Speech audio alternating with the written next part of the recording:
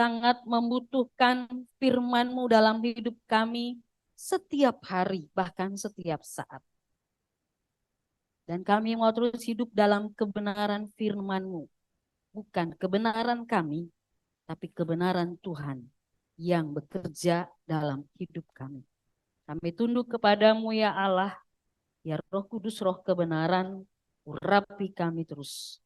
Sehingga kami mendengar, merenungkan, melakukan firman, dan membagikan firman Tuhan dari setiap firman yang kami dengarkan. Dalam nama Tuhan Yesus Kristus, Tuhan menyertai saudara. Amin.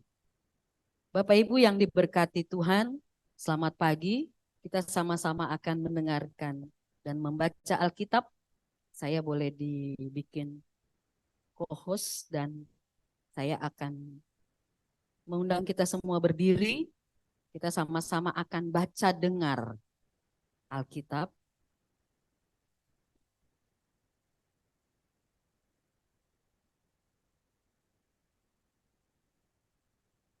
Dari Injil Markus pasal yang keempat, ayat yang ke-1 sampai dengan ayat yang ke-20.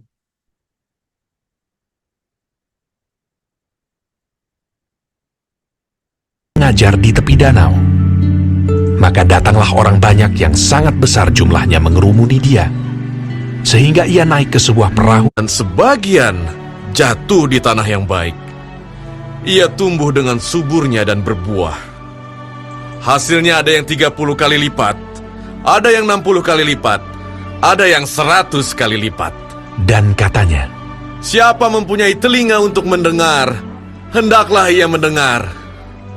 ketika ia sendirian, pengikut-pengikutnya dan ke-12 murid itu menanyakan dia tentang perumpamaan itu.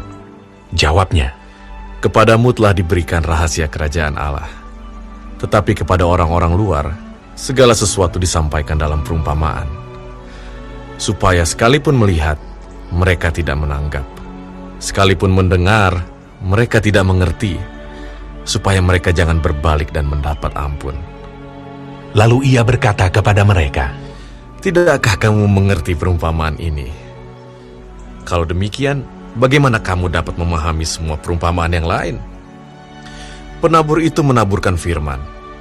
Orang-orang yang di pinggir jalan, tempat firman itu ditaburkan, ialah mereka yang mendengar firman. Lalu datanglah iblis dan mengambil firman yang baru ditaburkan di dalam mereka. Demikian juga yang ditaburkan di tanah yang berbatu-batu. Ialah orang-orang yang mendengar firman itu dan segera menerimanya dengan gembira. Tetapi mereka tidak berakar dan tahan sebentar saja.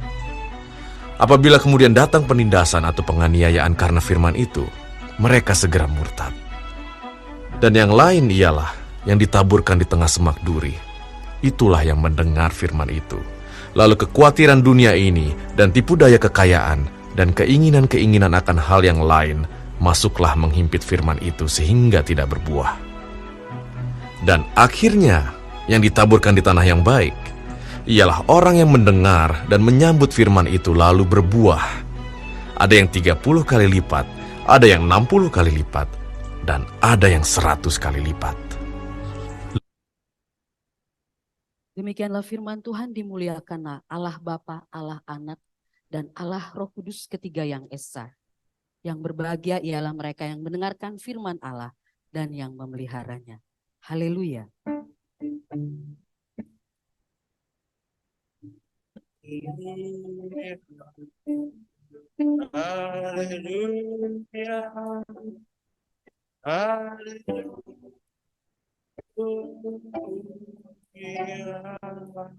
Bapak Ibu disilahkan duduk kembali.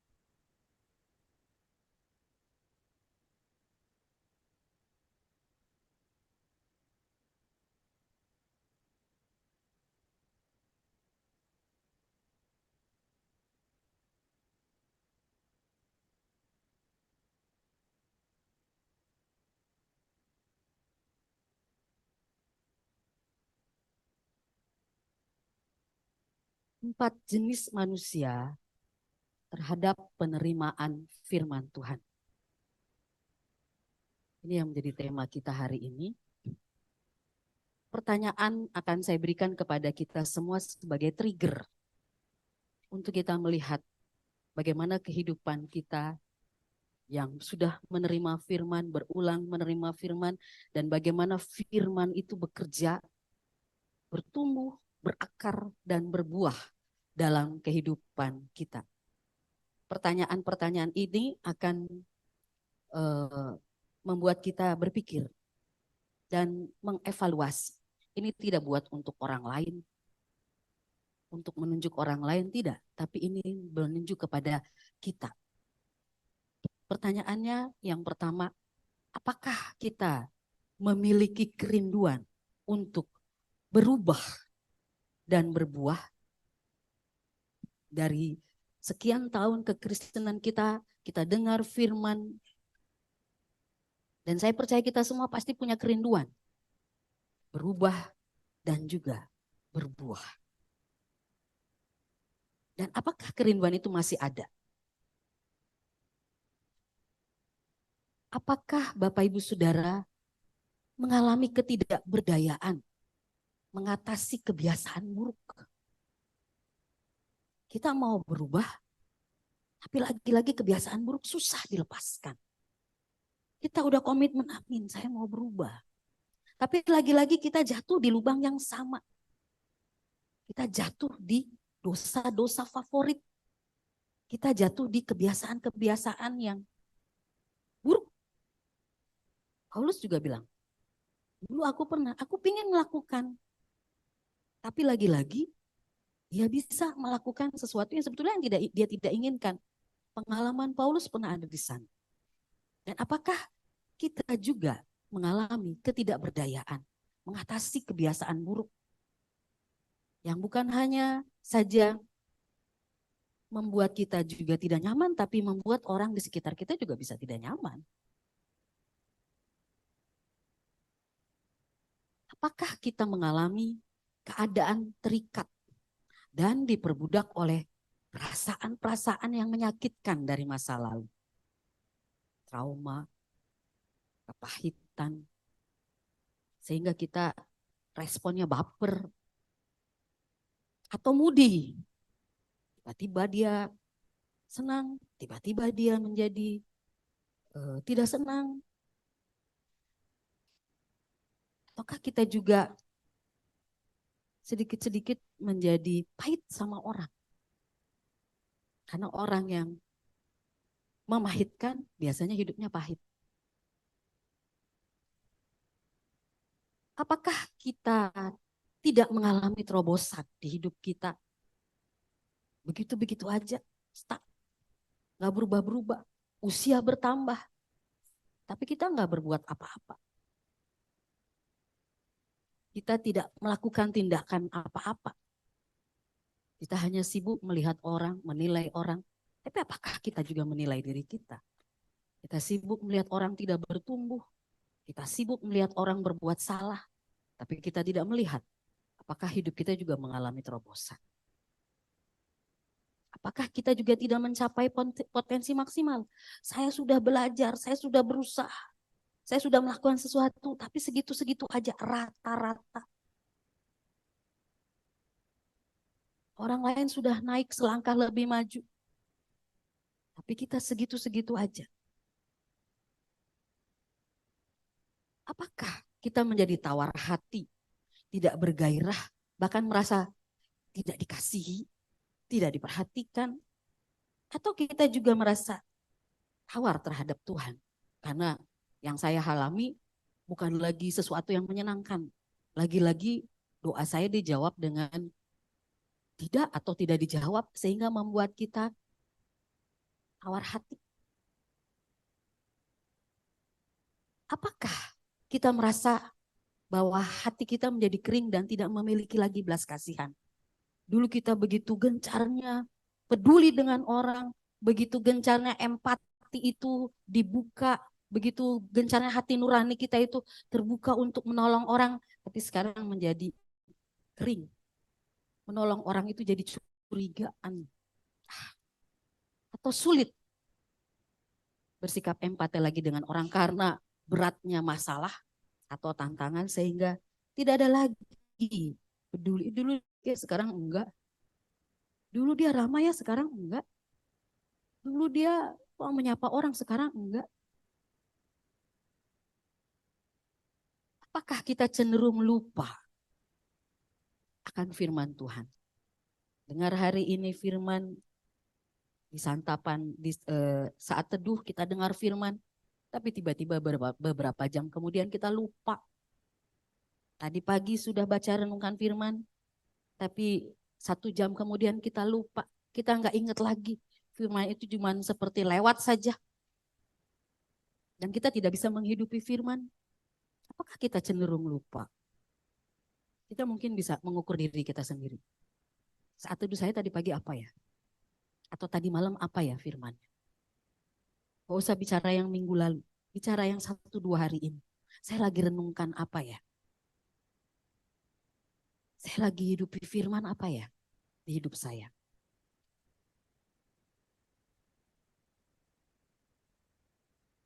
Dan apakah kita tidak mengalami janji Tuhan? Padahal janji Tuhan banyak sekali di Alkitab ini.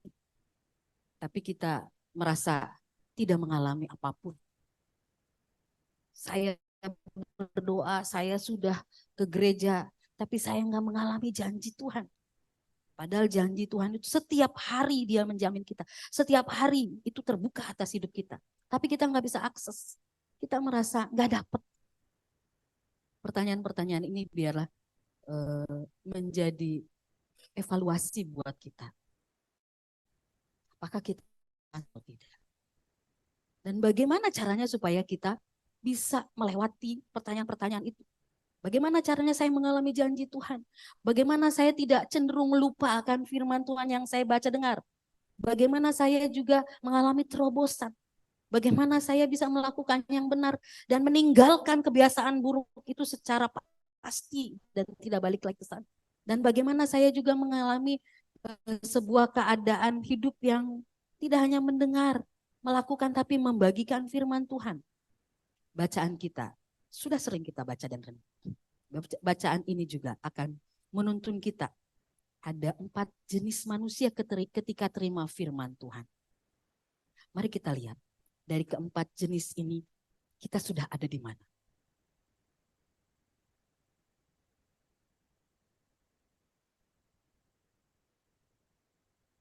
Pertama, benih ditabur orang di pinggir jalan. Di sini menunjukkan orang yang mendengar firman tetapi tidak mengertinya. Akibatnya firman Tuhan sama sekali tidak masuk ke dalam pikiran dan hatinya. Bagaimana mungkin? Karena begitu benih ditabur, belum sempat masuk, sudah langsung dipatok burung. Dalam gambarannya seperti itu. Tapi kalau di pengertiannya sudah diambil iblis. Sehingga orang tidak lagi mendapat firman. Dia cuma dengar, lalu lupa. Indikasinya kalau Bapak Ibu mau tahu, hari ini dengar firman, sebentar di pintu gereja, apakah kita masih ingat atau lupa? Kalau kita sampai di pintu gereja kita lupa, berarti firmannya nggak dapat tempat.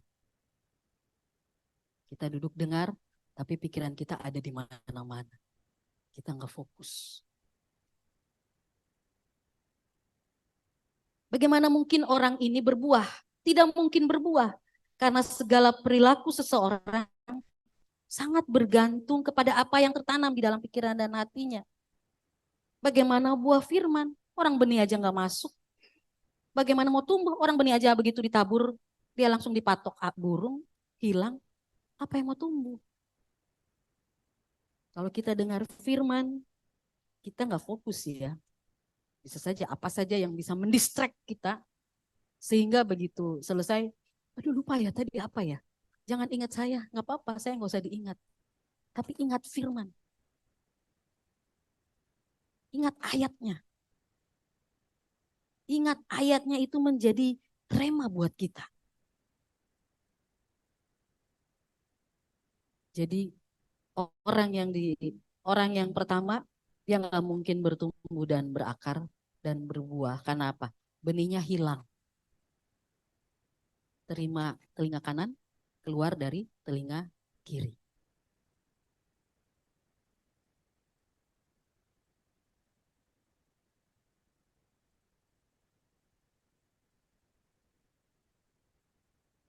Yang kedua,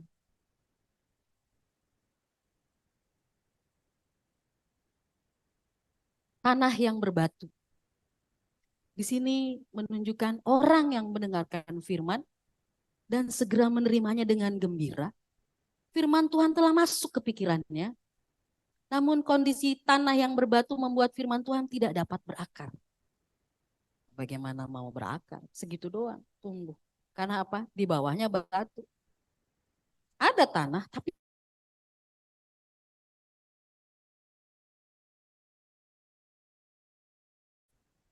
udah masuk. Oh iya, saya tahu firman itu. Tapi tanah lagi yang ada batu. Firman Tuhan tidak menembus ke dalam pikiran bawah sadarnya. Sehingga hidupnya tidak digerakkan oleh firman Tuhan. Firman Tuhan ya sekedar menyentuh pikiran, pengetahuan saja. Melihat firman Tuhan sebagai pengetahuan. Boleh kan Bu kita belajar? Boleh banget. Melihat firman Tuhan sebagai pengetahuan, sangat boleh. Tapi firman Tuhan bukan hanya sekedar pengetahuan. Dia tidak hanya menyentuh sampai di pikiran, tapi dia harus sampai ke pikiran bawah sadar. Apa yang terjadi ketika pencobaan, aniaya datang, segala macam lah terjadi. Yang menjepit, yang menghimpit kehidupan seorang. Pikiran lama yang di bawah sadarnya mulai mengambil alih kendali hidupnya. Firman Tuhan yang tidak kita izinkan masuk hingga ke dalam pikiran bawah sadar kita, tidak memiliki kuasa untuk mempengaruhi dan menggerakkan hidup kita. Karena kita cuma melihat firman Tuhan sebagai pengetahuan, sebagai informasi, sebagai data saja, yang gak nyentuh apa-apa. Karena kita cuma persilakan masuk dalam logika pengetahuan kita. Kita nggak biarkan dia masuk bekerja sampai di hati kita. Sampai di hidup kita sebagai menjadi darah daging dalam hidup kita. Firman itu Kristus. Jadi bagaimana mungkin orang ini bisa bertumbuh, berakar lebih jauh lagi? Karena apa? Batu, tanahnya tipis. Tidak memberi tempat firman Tuhan itu masuk lebih dalam lagi. Ya baca aja lah udah. Baca ya udah. Kita ada program baca Alkitab 2 pasal 2 pasal. Saya berharap Bapak Ibu tidak hanya sekedar baca, udah selesai. Tapi benar-benar kita ikuti. Kita ingat. Kalau perlu bikin catatan. Oh iya ya. Karena Alkitab itu, waktu kita baca Alkitab, bukan kita yang baca Alkitab, tapi Alkitab yang sedang baca kita. Bukan kita yang mencocok-cocokkan diri kita dengan firman, tapi firman yang sedang berbicara kepada kita. 2 hari ini ya, rupanya di bacaan Alkitab kita, bagi Bapak Ibu yang ada di grup baca Alkitab, mengerikan sekali ya. Di mana ada kekerasan terhadap perempuan, pelecehan seksual, dan juga ada mutilasi. Orang dibunuh, dipotong-potong, dikirim kemana-mana. Mutilasi bukan hanya di zaman sekarang. Di Alkitab juga sudah ada. Kalau Bapak Ibu yang sedang baca di 1-2 hari ini. Di kitab Hakim-Hakim bagian terakhir. Waktu saya baca itu saya langsung ingat kejadian yang ada di negara kita, bangsa kita. Berapa banyak perempuan yang juga mengalami pelecehan seksual. Bahkan berapa banyak orang yang dipotong-potong. Kemarahan. Dan itu menjadi sebuah gambaran buat kita sebagai orang percaya yang hidup di zaman ini. Yang ketiga, benih yang ditabur di tanah yang bersemak duri. telah menerima firman dan tertanam dalam pikiran bawah sadarnya untuk sementara waktu. Dia udah bagus tuh, udah tumbuh, udah ada daunnya, udah berakar, udah lumayan lah. Sayangnya di dalam pikiran bawah sadarnya ternyata tertanam juga pikiran-pikiran semak duri, yaitu kekhawatiran dan tipu daya kekayaan. Di satu sisi dia masukkan firman dan bertumbuh, tapi di satu sisi juga ada tempat pikiran-pikiran duniawinya itu juga memiliki di tempat yang sama. Dan akhirnya apa? Seiring benih itu tumbuh, seiring itu juga semak duri tumbuh. Benih tumbuh, semak duri juga tumbuh. Benih tumbuh, semak duri juga tumbuh. Bahkan tumbuh lebih tinggi, bahkan dia mencekik, menghimpit pertumbuhan benih. Karena semak durinya lebih lebat rupanya. Ini yang disebut dengan pikiran bawah sadar itu, semak duri itu adalah segala macam pikiran-pikiran yang gak selesai di hidup kita. Kita mau lakukan yang baik, tapi lagi-lagi trauma kita, masa lalu kita, pikiran dunia, pikiran kejahatan atau apapun itu, dia juga tumbuh. Kita mau berbuat baik, tapi pikiran semak duri kita muncul, ngapain berbuat baik? Orang itu udah bikin kecewa, ngapain? Akhirnya apa? Udah rencana berbuat baik, tapi karena pikiran duniawinya juga muncul, akhirnya apa? Berbuat baiknya itu terhimpit. Dia izinkan pikiran semak durinya. Nah, ini permainan dalam pikiran kita yang mesti kita kendalikan. Jangan salahkan orang lain karena si A, si B saya begini. Jangan melihat segala sesuatu langsung menunjuk ini si ini. Ini gara-gara si. Lihat diri kita. Kendalinya ada di pikiran kita. Kendalinya ada di kita. Bagaimana mungkin kita bisa mengendalikan orang lain? Nggak ada. Kita nggak bisa mengubah orang lain. Yang mengubah kita itu cuma Tuhan, firman Tuhan. Saya nggak bisa memegang remote control mengendalikan Ibu Taruli harus begini, responnya harus begini. Gak bisa. Yang pegang remote controlnya Ibu Taruli sendiri, bukan saya. Jadi sama-sama kita mendengar firman, sama-sama kita memasukkan firman, sama-sama kita memakan firman, sama-sama kita melakukan firman, sama firmannya. Sekarang pertumbuhannya itu ada di diri kita. Bukan di orang lain. Orang lain itu ya menjadi alat buat kita juga terbentuk. Supaya firman Tuhan itu dihidupi. Jadi kita tidak boleh salahkan siapapun. Lihat diri kita. Akibatnya walaupun ia melakukan kehendak Tuhan, namun pikiran semak duri yang sudah ada di alam pikiran bawah sadarnya itu mencekik kehendak Tuhan yang ia ingin lakukan. Mau buat baik, tapi udah kecewanya juga tumbuh. Akhirnya apa? Dia besarkan kecewanya, dia tekan perbuatan baiknya. Akhirnya apa? Menanglah kecewanya daripada perbuatan baiknya. Bagaimana kita mau berbuah? Orang kita izinkan pikiran semak duri terus bertumbuh. Orang yang rajin merenungkan firman Tuhan di tipe ini dan menanamkan ke dalam pikiran bawah sadarnya. Ini orang udah rajin. Rajin dengar firman, renungkan firman, udah menanamkan dalam pikiran bawah sadarnya. Namun dia tidak membersihkan alam bawah sadarnya, pikiran bawah sadarnya dari pikiran-pikiran semak duri yang sudah lebih dahulu tertanam. Akibatnya tidak dapat berbuah.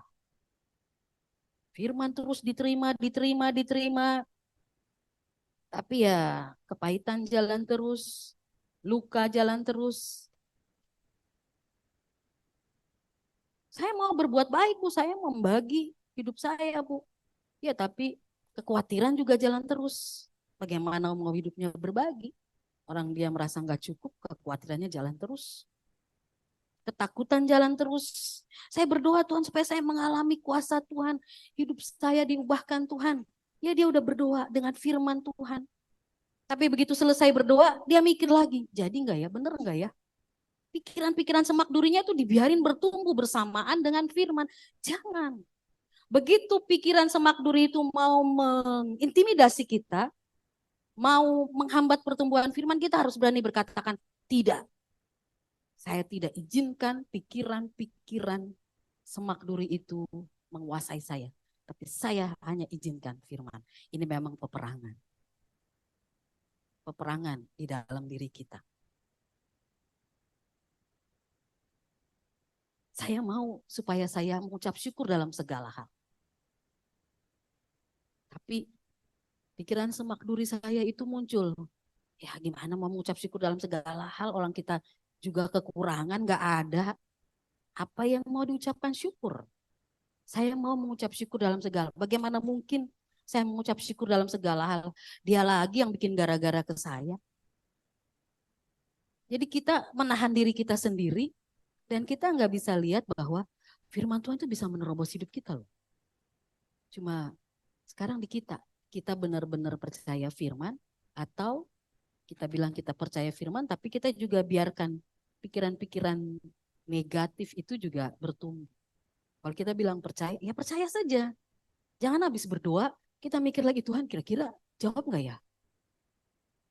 Tuhan, pada kenyataannya begini loh Tuhan. Tuhan itu Allah, bukan manusia yang bisa berubah-berubah. Dia Allah dengan janjinya dan dia pasti menyatakan.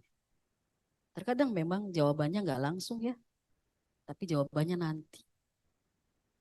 Bukan terlambat.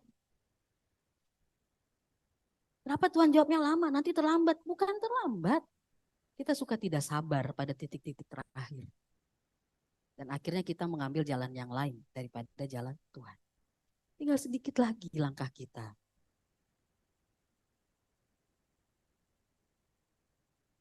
Dan di tanah yang baik, orang yang terus-menerus membuang pikiran-pikiran lamanya dibaharui ya. Makanya terus dibilang bertobat setiap hari dan terus-menerus menanamkan firman Tuhan ke dalam pikiran bawah sadarnya. Segala sesuatu dalam pikiran bawah sadarnya ada dalam keadaan baik dan tidak mengizinkan dikuasai pikiran semak duri. Jadi waktu kita dengar firman, janganlah kamu khawatir tentang apapun juga. Tetapi nyatakanlah kepada Allah dalam doa permohonan dan ucapan syukur. Filipi 4 ayat yang ke-6. Amin. Begitu kita udah terima firman, pada kenyataannya belum ada jawaban Tuhan. Ingat lagi firman itu. Aku percaya firman Tuhan bilang, janganlah kamu khawatir. Lalu muncul di pikiran lama kita, gak cukup tahu, emang bisa? Kamu gak bisa lah segitu, gak bisa lah. Muncul. Dan akhirnya kita menjadi apa? Ragu. Udah yakin pegang firman, udah berulang-ulang dikatakan. Tapi begitu lihat keadaan, kita jadi ragu. Memang mungkin. Makanya sih kita, yang salah bukan Tuhan. Kitanya yang ragu-ragu. Jadi mari. Kita serahkan pikiran-pikiran bawah sadar kita yang suka mendistract kita waktu kita pegang firman. Janji Tuhan. Begitu kita sudah yakin, lalu udah muncul pikiran yang menggoda kita bahwa itu tidak yakin, nah itu kita tolak. Iblis itu kerjaannya memang. Dia suka bikin intimidasi supaya apa? Supaya kita tidak percaya pada firman Tuhan. Kita tawar hati kepada Tuhan. Kita pahit hidup kita pada Tuhan dan pada orang lain. Karena pikiran bawah sadarnya bagi orang yang ditabur di tanah yang baik, ditanami dengan firman Tuhan, maka otomatis orang itu pasti menghasilkan buah. 30, 60, 100. Itu udah jadi kelipatan yang Tuhan berikan secara otomatis. Ketika orang itu bersinergi dengan firman Tuhan, mengizinkan firman Tuhan itu menguasai hidupnya dalam kehidupan. Bagaimana caranya supaya kita bisa memiliki hati di tanah yang baik, yaitu memiliki hati yang fokus pada firman Tuhan.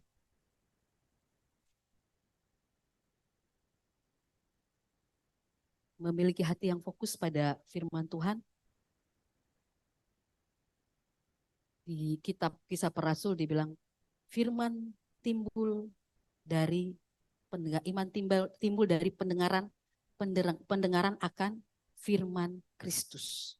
Sekarang sudah ada GBADA, Gerakan Baca Dengar Alkitab. Ini dikerjakan oleh LAI bukan supaya bagus-bagusin media kita baca Alkitab, tapi menolong kita supaya dia bekerja melalui visual kita, melalui auditori kita. Gak cukup hanya visual yang menangkap kebenaran, tapi juga telinga juga menangkap kebenaran. Dua pintu dipakai, apalagi kalau kita baca. Kita baca, kita dengar, sama-sama baca, dengar, maka gate of belief kita, pintu masuk kita, kepercayaan itu akan masuk sama-sama. Kita baca, terima kebenaran. Sambil kita dengar, telinga kita masuk kebenaran. Sambil kita ucapkan, mulut kita mengucapkan kebenaran. Tambah lagi apa? Hati kita, iman kita menyatakan amin. Amin untuk setiap firman Tuhan. Menerima firman tidak hanya menjadi pengetahuan. Kalau mau baca Alkitab, fokus saja. Kalau memang kita masih ada kerjaan, jangan paksa baca Alkitab di tengah-tengah pekerjaan. Kalau baca Alkitab, fokus. Kalau perlu handphone dipinggirkan. Jangan baca sambil tiba-tiba buka handphone. Itu nggak fokus. Bagaimana mau nempel firman? Lupa. Orang sambil baca, sambil pegang handphone. Baca. Beri waktu, beri tempat untuk benar-benar kita mendapatkan firman Tuhan. Menerima firman tidak hanya menjadi pengetahuan, tapi butuh perenungan. Orang Kristen kurang perenungan. Perenungan itu waktu yang harus disediakan. Ibarat domba, kambing. Kan suka lihat ya, dia kalau makan tuh, dia udah habis makan, dia simpen tuh di temboloknya. Nanti dia duduk-duduk sebentar di bawah pohon, lalu dia kunyah-kunyah lagi makanan yang tadi itu. Dia kunyah ulang lagi. Firman yang kita dengar, hari ini Bapak Ibu dengar firman, baca firman, pulang di rumah ingat lagi, oh iya saya di tanah yang semak duri ya, ternyata ya. Saya mesti cabut nih pikiran semak duri saya mesti keluarin nih trauma-trauma saya. Jadi diulang lagi, diingat. Jangan dilupakan. Kita cenderung melupakan, gak beri tempat untuk ambil pikiran itu. Kita lebih cenderung, abis ini kita bikin apa ya? Abis gereja kita bikin. Dalam hidup kita, dalam apa saja, sebetulnya bisa kita ingat lagi firman.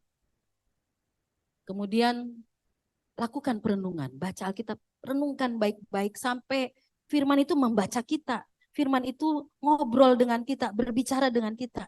Bukan kita yang baca aja udah cukup, udah yang penting saya baca.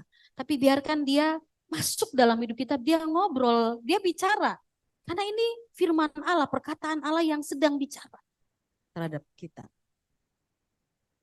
Lalu renungkan Mazmur 1 ayat 1-3. Berbahagialah orang yang mendengarkan firman Allah.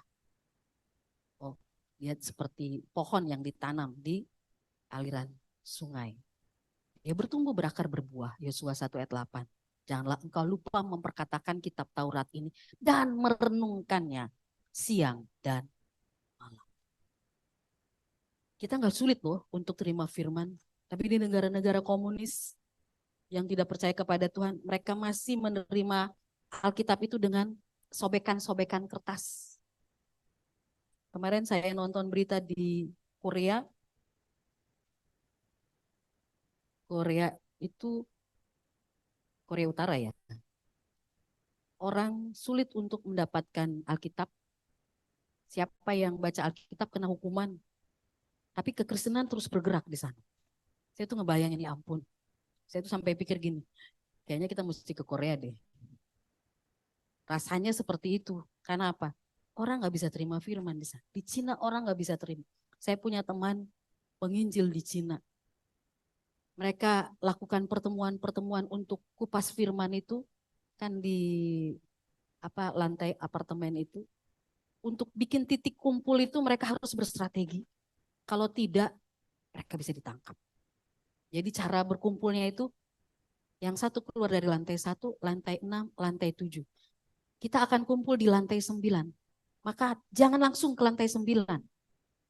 Bikin dulu, kita naik ke lantai 7, berhenti, keluar lagi, baru naik lagi ke lantai 9. Jadi bikin perjalanan yang tidak boleh langsung ke lantai 9. Supaya tidak terdeteksi orang yang keluar masuk lift itu. Sampai seperti itu. Saya bilang, wah gila banget ya strateginya sampai seperti itu. Karena apa? Kalau sampai ketahuan mereka sedang kumpul dan baca Alkitab, ditangkap. Negara komunis. Orang haus akan firman di sana. Untuk baca Alkitab bareng-bareng aja udah nggak bisa. Tapi puji Tuhan, kita di sini masih bisa, bahkan sangat bisa, tersedia di mana-mana. Udah bukan lagi Alkitab yang kita pegang secara buku, tapi juga Alkitab online yang kita bisa duduk dengar di jalan di mana saja bisa kita terima. Kemudian mari menyelesaikan pikiran bawah sadar kita. Trauma, kebiasaan buruk yang belum beres. Cuma kita yang tahu. Kita punya kebiasaan buruk apa. Cuma kita yang tahu trauma kita apa. Bereskan di hadapan Tuhan. Selesaikan dan biarkan firman Tuhan itu bertumbuh. Jangan biarkan trauma kebiasaan buruk itu menghimpit hidup kita. Tapi biarkan kita bertumbuh. Membaca, merenungkan, melakukan, membagikan. Firman Tuhan berulang-ulang. Kekuatan repetisi, kekuatan berulang-ulang itu menjadi induk sebuah perubahan. Kalau kita benar-benar melakukannya berulang-ulang, lama-lama jadi sebuah kebenaran. Lakukan, baca satu ayat itu 21 kali. Terus dia langsung nempel, tertanam. Saya yakin kita nggak akan lupa. Karena apa?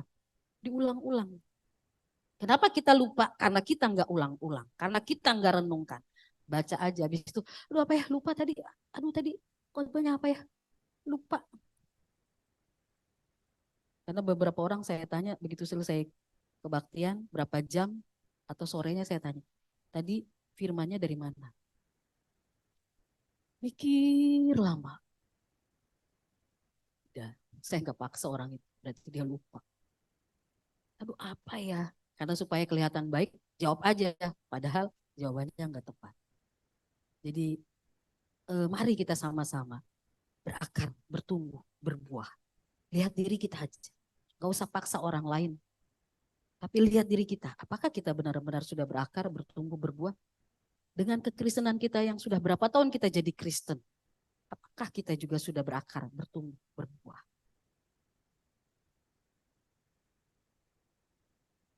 Tuhan Yesus, dialah Allah yang menjadi firman. Dialah Allah yang tinggal di dalam diri kita. Dialah kebenaran itu. Dan dia menuntun hidup kita. Di pranikah juga ya, bersama dengan Saudara Martin dan Saudara Polma, kita doakan mereka menjadi keluarga yang memberi tempat untuk firman Tuhan berkuasa. Dalam keluarga-keluarga kita memberi tempat untuk firman Tuhan. Bukan kebenaran-kebenaran dunia, tapi kebenaran firman Tuhan. Ajaran sesat itu muncul di mana-mana, tapi kekuatan firman Tuhan akan menjadi benteng buat kita. Jadi kita harus kuat kekristenan kita. Karena hari-hari ini bisa muncul ajaran sesat di mana-mana yang menggoyangkan kehidupan kekristenan kita. Orang percaya yang hidup dalam firman, kita akan bisa menghadapinya sekalipun apapun. Amin.